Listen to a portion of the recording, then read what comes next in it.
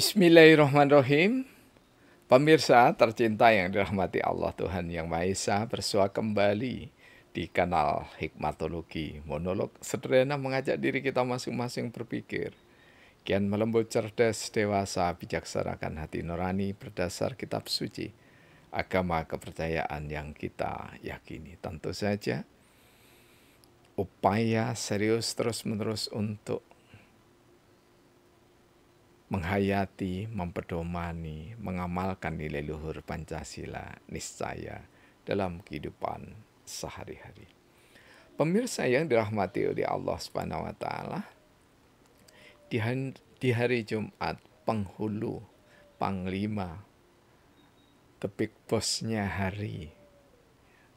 Karena di dalam hari Jumat ada Idul Fitri kecil, di mana kita lakukan setiap sepekan sekali. Karena itulah mengawali dialog dunia maya kita, apa yang dilakukan di hari Jumat. Tentu saja kita berpedoman pada syariat ayat Allah yang ada di dalam surah, dalam tanda petik termarah. Termarah itu dalam pengertian peringatan keras bagi seluruh umat manusia agar tidak fasik, agar tidak kafir, agar tidak munafik. Yang ini adalah surah At-Taubah atau surah Al-Bara'ah, surat ke-9 ayat 18. Pertalian dengan ayat untuk memakmurkan masjid. Jadi sekali lagi bagi para penyimak yang baru, maka kami sampaikan bahwa kami tidak seperti para ustadz ahli tafsir, ya, seperti Ustadz Adi Hidayat dan seterusnya. Ini terus terang bukan bidang kami. Jadi kami sebagai pengampu, guru ilmu-ilmu sosial dan politik, termasuk kebijakan politik, maka penyampaian yang bertalian dengan agama, karena memang kami sendiri diguru agamakan, ya, sejak tahun 1980-an, ya, lebih tepatnya 83 hingga tahun 2023. Ini secara resmi, ya. Artinya kami turut serta diberikan kepercayaan untuk mengampu mata pelajaran atau mata kuliah pendidikan agama Islam. Tentu saja adalah sebatas kemampuan sederhana kami. Balighul anni waluhu ayah, dawuhnya Rasulullah. Jadi menyampaikan meskipun kita paham sedikit sekali. Nah, apa yang difirmankan oleh Allah, innama ya'muru masjidallah, ya, man amana billahi wal yaumil akhir, ya, ila akhir ayat. Ayat ini menjelaskan kepada kita, sesungguhnya yang memakmurkan masjid Allah hanyalah orang-orang yang beriman. Di mana orang yang beriman kepada Allah itu sekaligus beriman kepada hari kemudian, serta tetap istiqomah menegakkan sholat, menunaikan zakat, dan tidak takut, ya, kepada apapun kecuali kepada Allah. Takut kepada Allah dalam berbagai tafsir dikatakan takwa, yakni takut tidak melaksanakan apa yang terbaik dari Allah dan Rasul-Nya. Maka Allah melanjutkan firman-Nya, maka mudah-mudahan dengan kamu memakmurkan masjid, ini kalau kita baca, ya, mereka termasuk orang-orang yang mendapatkan petunjuk. Jadi orang yang memakmurkan masjid itu belum tentu orang yang mendapatkan petunjuk jika kita merujuk pada surah ke-9 ayat 18 ini. Karena boleh jadi memakmurkan masjid setelah itu beda. Pulang, ya, kemudian tidak memelihara sholatnya. Seperti yang kami katakan di serial 732 tadi. Ya. Nah, karena itulah kita berpedoman sungguh-sungguh. Ya, tsumastaqum. Qul amantu billahi tsumastaqum. Ini sering kami ulang hadis dari insyaallah dari Imam Tirmizi.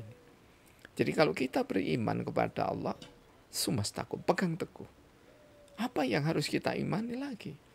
Hari akhir, menegakkan sholat dan seterusnya. Seperti yang diteladankan oleh Rasulullah Muhammad Sallallahu Alaihi Wasallam. Nah, ada apa? Azan dan salat Jumat. Azan ketika salat Jumat di masa Rasulullah cukup 1 kali saja. Ya. Sampai dengan 3 sahabat, yakni Abu Bakar As-Siddiq radhiyallahu anhu, kemudian Utsman bin kemudian Sayyidina Umar bin Khattab, dua sahabat ini ya, itu semuanya azannya 1 kali. Ya. Tetapi di masa Sayyidina Utsman bin Affan radhiyallahu anhu, perkembangan masyarakat Madinah sangat tinggi, jumlah penduduknya makin banyak, kemudian aktivitasnya semakin tinggi. Ingat di sini, aktivitasnya semakin tinggi. Sehingga Sayyidina Utsman itu memulai azan 2 kali. Yang pertama itu di pasar. Mengapa pasar? Pasar adalah tempat keramaian. Sehingga nanti kalau tidak diingatkan di awal waktu, ya, menjelang sholat Jumat, maka dikhawatirkan oleh Sayyidina Utsman bin Affan itu, mereka tidak akan bisa mencapai atau mendapatkan sholat Jumat dengan sempurna. Karena itulah ada azan pertama. Nah, azan pertama ini, ya, ada yang mengatakan itu adanya maaf ya. Bapak kami mulai dari ketua GP Ansor, kemudian Banser sampai dengan aktif di Nahdlatul Ulama di desa Sumber Manying Wetan, dan ibu kami alhamdulillah ya hadza min fadli Rabb. Ini karunia Allah semata. Ibu kami sejak fatayat sampai dengan muslimat dan pernah juara ya, juara ceramah begitu ya. Jadi kami alhamdulillah ya mewarisi dari perilaku ibu dan bapak kami ya, lebih tepatnya bapak dan emak begitu ya, sehingga kami didoakan oleh emak saya itu supaya jadi guru, walaupun kami ketika itu mengatakan gak bakat gitu, tapi doa dari orang tua itu sungguh sangat istimewa di luar dugaan ya. Kami mendapatkan rekomendasi ya dari Pangkomkaptib sampai lupa menyebutnya, Jenderal Sudomo, waktu itu Menteri Tenaga Kerja dan Pangkomkaptib ya. Jadi Panglima Keamanan dan Ketertiban ya, di Indonesia waktu itu di zaman Pak Harto. Kami mendapatkan rekomendasi untuk menyampaikan ke mana yang kami tuju. Kami boleh memilih antara istana wakil presiden yaitu Bapak Sudarmono ketika itu, atau ikut ke Bapak Sudomo ya, atau kami memilih gitu ya. Mengapa Bapak Sudomo? Karena bapak kami, mertua kami, Bapak Haji Kardi Suherman itu adalah bukan sekedar teman akrab, tetapi bapak kami adalah sebagai perawat penyelam kapal, tentu saja kapal laut kalau penyelam itu ya. Dan pernah nomor 1 ketika sekolah di Amerika di zamannya gitu ya. Tetapi lagi-lagi ya, kami menggunakan rekomendasi dari Bapak Sudomo, kami tidak memanfaatkan dengan baik. Inilah rupanya yang dibelokkan atas doa mak kami tercinta, ya, Ipah, ya, saya jadi guru. Ya. Nah, azan pertama kembali lagi ya, itu merupakan wasiat Rasulullah melalui Sayyidina Umar kalau kita berikan makna. Karena apa? Rasulullah SAW bersabda, ya, memerintahkan kita umat Islam, mukminin dan mukminat, itu sunnah yang disampaikan oleh 4 sahabat utama itu harus digigit dengan gigi geraham. Artinya dipegang erat-erat. Jadi bukan dari NU dan juga tidak Muhammadiyah. Karena hadis itu tidak ada hadis NU, hadis Muhammadiyah, hadis Al-Irsyad, hadis Wahidiyah, hadis Siddiqiyah, hadis Ahli Bait, itu mestinya tidak begitu. Tadi perawinya, periwayatnya itu yang dari ragam yang kami sebutkan itu. Ya. Jadi ini diriwayatkan oleh Abu Dawud dan Tirmizi. Ketika kita disuruh memegang erat, menggigit dengan geraham tadi. Ya. Karena itulah di masjid yang kami pimpin, masjid kecil, Masjid Khadijah, Kampung Celaket, Hadiningrat, ya, dalam tanda petik Kota Malang, itu sejak tahun 2012, tanggal 22 Desember, awal kami membuka salat Jumat, itu kami awali setiap, insya Allah sampai sekarang, mudah-mudahan sampai yaumul akhir ya, setiap Jumat azannya di Masjid Khadijah jadi 7 kali. Ya. Jadi bukan Jumat 2 kali, 7 kali. Karena ada azan jam 3 yang disuarakan oleh ponakan kami, ya, Devano Garini, ya, bin Gatot. Ya. Setiap jam 3 dulu diawali oleh anak saya ketika itu masih SD kelas 5. Ziyatar Herin Paramadina sampai dengan mahasiswa semester 4 gitu ya. Kemudian disambung saya dan diteruskan oleh Devano Garini tadi. Jadi jam 3 sudah adzan. Ya. Ini sunnah Rasulullah, laki-laki bukan dari golongan ya. Kemudian nanti insya Allah hari ini jam 11 ada azan lagi. Mengapa jam 11? Karena kami mengikuti Sayyidina Utsman bin Affan radhiyallahu anhu, ya,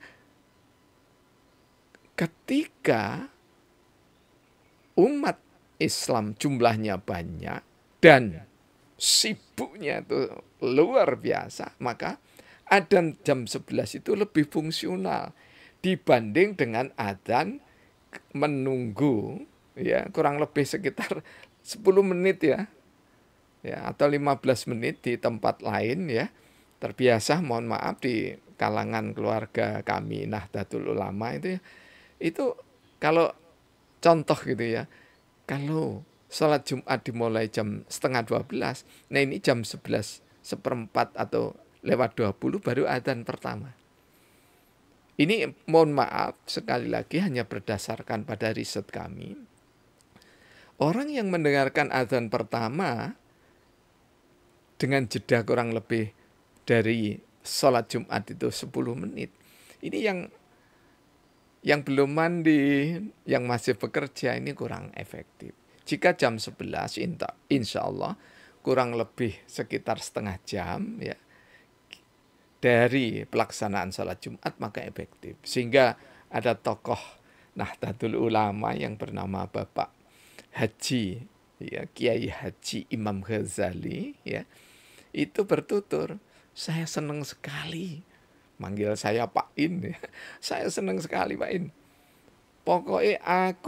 Pokoknya saya kalau adzan pertama di Masjid Khadijah saya sudah berangkat. Sehingga mendapatkan tempat yang leluasa. Sehingga bisa melakukan ibadah-ibadah yang lain. Nah, jadi azan 2 kali di hari Jumat itu hendaknya kita pikir ulang ya. Fikihnya kita pikir ulang kalau di NU Ba'sul Masail, kemudian kalau di Muhammadiyah tarjihnya itu harus digerakkan. Jadi jangan berkutat di tempat saja itu ya. Karena kalau berkutat di tempat saja ya pemahaman fikih kita yang klasik tahun 60 sampai tahun sekarang sama saja.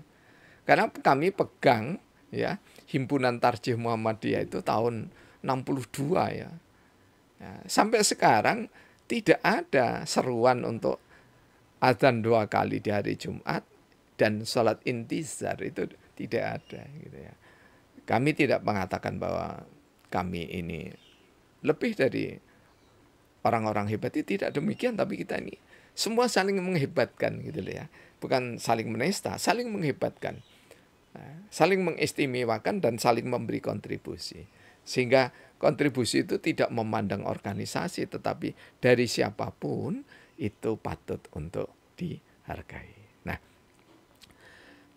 pemirsa yang dirahmati oleh Allah Subhanahu wa taala, untuk apa sholat Jumat adzan 2 kali? Ya, supaya kita ini tepat waktu. Untuk apa ibu-ibu juga harus sholat Jumat? Ya, supaya terbiasa mendengarkan fardu ain ilmu yang disampaikan oleh para khatib. Di samping tentu saja adalah meraih afdolnya sholat. Ya. Jadi bagi ibu-ibu ya tolong ya disimak betul bahwa kaum ibu sholatnya di rumah baik. Kemudian lebih baik lagi di dalam kamarnya. Itu ketika masih belum aman. Jumlahnya orang Islam masih sedikit dan aktivitas tidak seperti sekarang. Di dalam Sahih Muslim itu ditegaskan bahwa para sahabat wanita itu untuk menghafalkan ayat-ayat Al-Quran, surah-surah Al-Quran itu dari lisan Rasulullah langsung. Mengikuti sholat fardu termasuk sholat Jumat. Ini bisa dilacak di dalam kitab legendaris yang saya tekuni sejak tahun 78, Pedoman Sholat dari Profesor Dr. Tengku Muhammad Hasbi As-Siddiqi yang faqih. Ahli tafsir dengan Al-Quran Majidnya, kemudian ahli fikih dengan pedoman sholat, pedoman puasa, pedoman doa dan dzikir ya. Semua kami miliki tahun 77-78 ya. Nah, kemudian beliau juga ahli hukum ya, fakih betul. Ada kumpulan hadis yang jumlahnya insya Allah ada yang dipilah-pilah itu ada sekitar insya Allah 8 jilid begitu ya. Nah, kita ketika menjalankan sholat fardu di masjid itu memang syiar. Ya. Jadi sholat fardu itu ibadah syiar, tapi kalau sholat tahajud, sholat duha itu ibadah yang sangat pribadi. Oleh sebab itu lebih indah di rumah. Ya, supaya rumah kita tidak seperti kuburan. Ya. Afdhalu a'malis sholatu fi amali waktiha. Jadi seabdul-abdul, ini hadis ini dari Ibnu Mas'ud, Rasulullah SAW bersabda, seutama-utama seabdul-abdulnya amal ibadah sholat, awal waktu. Bukan tepat waktu, awal waktu. Awal waktu itu kita hanya bisa melaksanakan di dalam masjid atau musola terdekat kalau hari-hari biasa. Kalau hari Jumat pasti di masjid. Demikian yang ada di dalam Sahih Bukhari dan Muslim, juga bisa kita lacak di Bulughul Maram ya. Kemudian di fikih Islam Sulaiman Rasyid, ada di fikih salat khusus dan fikih salat larangan dan sunnah dan larangannya. Nah, banyak sekali ya kitab-kitab fikih yang berkaitan dengan salat. Mudah-mudahan kaum ibu ya bapaknya juga tersadar bahwa ibu dan bapak termasuk anak-anak, salat fardunya bukan di rumah tapi di masjid-masjid Allah. Kecuali yang safar atau ada halangan yang diperbolehkan syariat atau sunnah.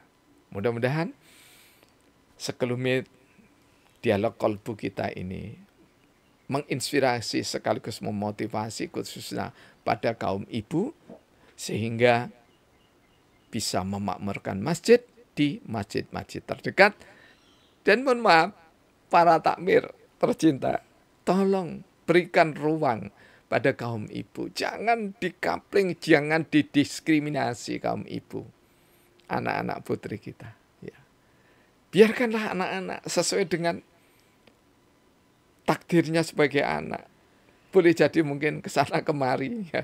Tapi ajaklah oleh ibu dan bapaknya atau yang besar.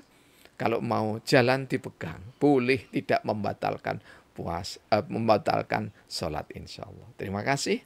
Dukungan Anda wasilah bagi keberadaan kanal Hikmatologi. Alhamdulillahirabbil alamin. Praktek teologi dan bersyariah, agama ada kesamaan.